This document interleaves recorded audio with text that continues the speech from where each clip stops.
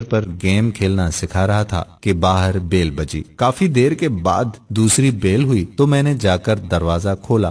سامنے میری ہی عمر کے ایک صاحب کھڑے تھے۔ السلام علیکم، انہوں نے نہایت ہی مہذب انداز میں سلام کیا۔ پہلے تو میرے ذہن میں خیال گزرا کہ یہ کوئی چندہ وغیرہ لینے والے ہیں۔ ان کے چہرے پر داڑھی خوب سج رہی تھی اور لباس سے وہ چندہ مانگنے والے ہرگز نہیں لگ رہے تھے۔ جی فرمائیے، میں نے پوچھا۔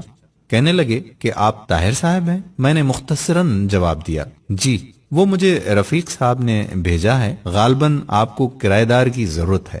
ہاں، مجھے اچانک یاد آیا کہ میں نے دفتر کے ایک ساتھی کو بتایا تھا کہ میں نے اپنے گھر کا اوپر والا پورشن کرائے پر دینا ہے۔ اگر کوئی نیک اور چھوٹی سی فیملی اس کی نظر میں ہو تو بتائیں، کیونکہ دفتر کی تنخواہ سے خرچے پورے نہیں ہوتے۔ مجھے افسوس ہوا کہ میں نے اتنی دھوپ میں کافی دیر اسے باہر کھڑا رکھا۔ اسے 6 ماہ کے لیے مکان کرائے پر چاہیے تھا، کیونکہ اپنا مکان وہ گرا کر دوبارہ تعمیر کروا رہے تھے۔ میں نے 3000 کرایہ بتایا، لیکن بات 2000 پر پکی ہو گئی۔ وہ چلا گیا تو مجھے افسوس ہونے لگا کہ کرایہ کچھ کم ہے، گو کہ اوپر صرف ایک چھوٹا سا کمرہ، کچن اور باتھ روم تھا۔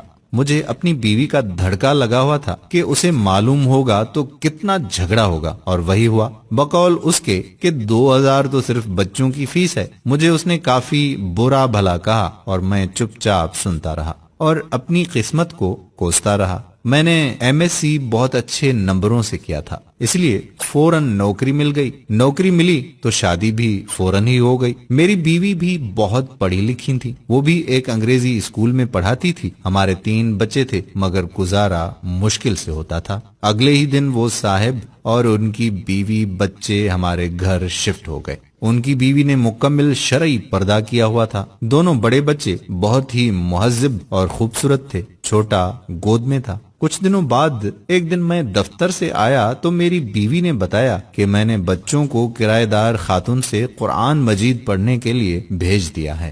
اچھا پڑھاتی ہیں، ان کے اپنے بچے اتنی خوبصورت تلاوت کرتے ہیں۔ مزید کچھ دن بعد میں نے ان کے ایک بیٹے سے تلاوت سنی تو پہلی مرتبہ میرے دل میں خواہش ابھری کہ کاش ہمارے بچے بھی اتنا اچھا قرآن مجید پڑھیں۔ ایک دن میں باہر جانے لگا تو اپنی بیوی سے پوچھ ہی لیا کہ وہ پارلر جائے گی تو لیتا چلوں، کیونکہ پہلے تو 2 مہینے میں 3-4 مرتبہ پارلر جاتی تھی اور اس مہینے میں ایک بار بھی نہیں گئی تھی۔ اس نے جواب دیا کہ پارلر فضول خرچی ہے، جتنی خوبصورتی چہرے پر 5 بار وضو کرنے، نماز اور تلاوت سے آتی ہے کسی چیز سے نہیں آتی۔ اگر زیادہ ضرورت ہو تو گھریلو استعمال کی چیزوں سے ہی چہرے پر نکھار رہتا ہے۔ ایک روز میں کیبل پر ڈرامہ دیکھ رہا تھا تو میرے چھوٹے بیٹے نے مجھے بغیر پوچھے ٹی وی بند کر دیا اور میرے پاس آ کر بیٹھ گیا۔ بابا، یہ بیکار مشغلہ ہے، میں آپ کو اپنے نبی حضرت محمد صلی اللہ علیہ وآلہ وسلم کا ایک واقعہ سناؤں؟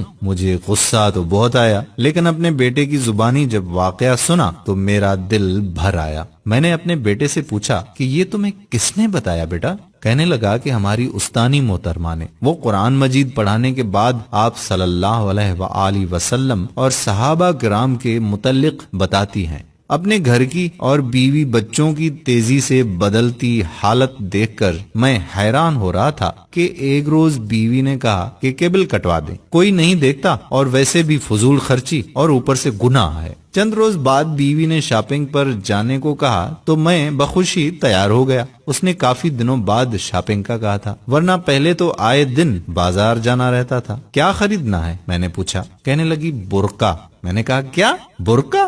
میں ہنسا تو وہ بولی، پہلے میں کتنے ہی غیر شرعی کام کرتی تھی، آپ نے کبھی مذاق نہیں اڑایا تھا، اب اچھا کام کرنا چاہتی ہوں تو آپ کو مذاق سوچ رہا ہے۔ میں کچھ نہ بولا۔ پھر چند دن بعد اس نے مجھے کافی سارے پیسے دیے اور کہا کہ فریج کی باقی قیمت ادا کر دیں تاکہ مزید قسطیں نہ دینی پڑیں۔ اتنے روپوں کی بچت کیسے ہو گئی؟ وہ مسکرائی، کہنے لگی بس ہو گئی۔ جب انسان اللہ تعالیٰ کے بتائے ہوئے احکام پر چلنے لگے تو برکت خود بخود ہو جاتی ہے۔ یہ بھی وہ کرایہ دار خاتون نے بتایا ہے۔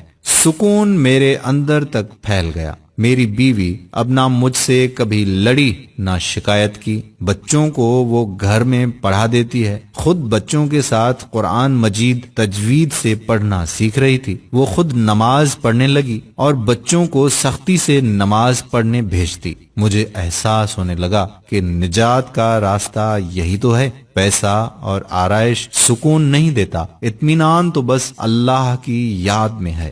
مجھے اس دن 2000 کرایہ تھوڑا لگ رہا تھا، آج سوچتا ہوں تو لگتا ہے کہ وہ تو اتنا زیادہ تھا کہ آج میرا گھر سکون سے بھر گیا ہے۔ دوستو، دلوں کا سکون تو صرف اللہ کی یاد میں ہے۔ اگر یہ ویڈیو اچھی لگے تو ایک لمحہ ضائع کیے بنا شیئر کر دیں، کیونکہ آج کل ہمارے گھروں میں پیسہ تو کافی آ گیا ہے لیکن سکون نہیں۔ ہماری ویڈیو کتنی اچھی لگی کتنی نہیں، کمنٹ باکس میں ضرور آگاہ کریں۔ جزاک اللہ خیرہ۔ السلام علیکم ورحمۃ اللہ وبرکاتہ۔